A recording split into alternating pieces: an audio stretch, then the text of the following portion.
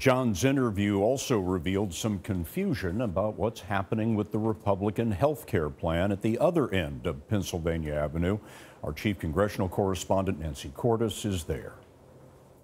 Pre-existing conditions are in the bill, and I mandated, I said it has to be. In the interview, President Trump insisted his party's bill does not weaken protections for the sick. And one of the fixes that was discussed pre-existing was optional for the states. Sure, in one of the fixes, and they're changing it. Oh, okay, so it'll be permanent. Of course. Okay, well, that's a development, sir.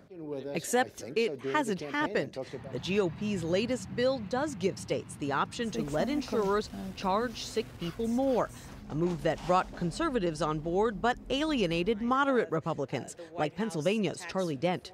Well, it could affect people with pre-existing conditions, and that it'll make insurance probably much more expensive for them. In Harrisburg, Pennsylvania this weekend, President Trump pushed his party for a vote.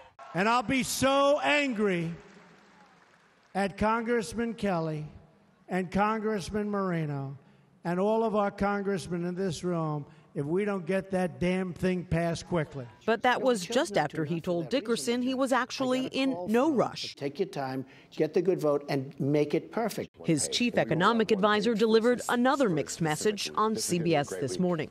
We're going to get health care down to the floor of the House. We're convinced we've got the votes. That came as a surprise to Republican leaders here on Capitol Hill who have not scheduled a vote, and here's why.